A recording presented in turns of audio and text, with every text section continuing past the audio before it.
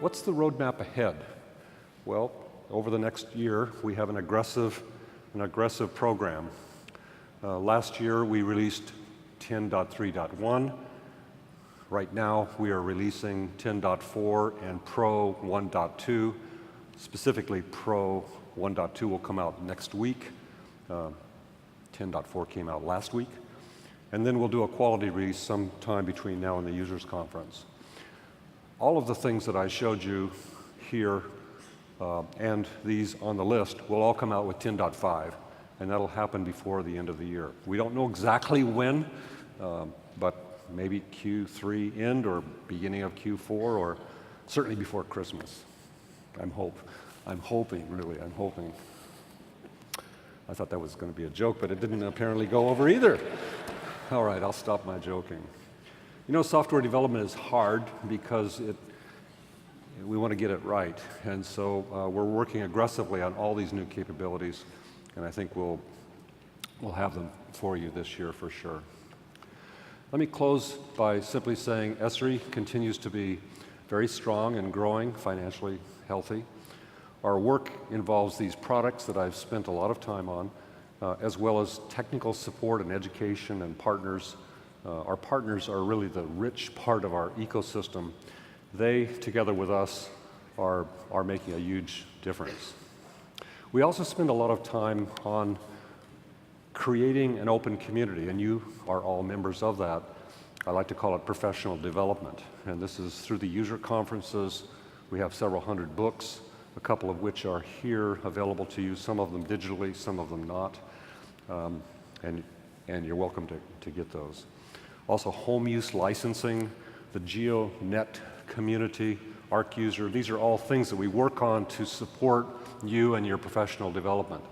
This year there's a new track, actually it started last year, called the Young Professionals Network, where we're trying to encourage and provide knowledge and sharing to young professionals who are getting started in early years of this field.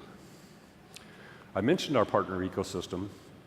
There are now over 2,000 organizations, some of them big like Microsoft and IBM, but literally hundreds of them are small organizations, and now about 500 new startup organizations which are playing with the open APIs and the open source tools, building cool apps like in Los Angeles, where I mentioned at the initiative of the mayor.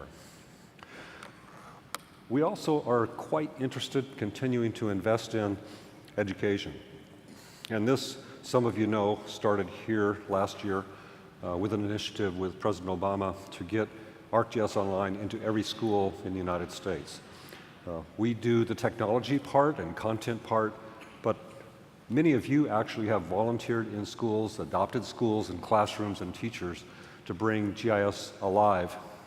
Our work here is on trying to build better curriculum, coach teachers, and there is sort of a center of gravity, by the way, in the DC area that is spilling over to the rest of the country with great work. So I want to thank you and acknowledge you for that effort. Well, we've covered a lot of ground this morning. Some of the highlights that I wanted to say is your work, those examples that I showed are just a few that show the power of applied geography everywhere. And this new generation of tools, the WebGIS is going to is expanding the impact of your work. It's leveraging your work. It's not replacing your work. It's built for you, basically. And my view of this is that it can integrate and transform government. At the executive breakfast this morning, there was a lot of discussion by people from the White House and other data scientists, the idea that these data are becoming available and openly, and the conversation wandered into the idea that they are spatially related, and the idea that these spatially related data sets can be overlaid, and that new collaborations and new thinking and new science can come out of that. That's basically your work.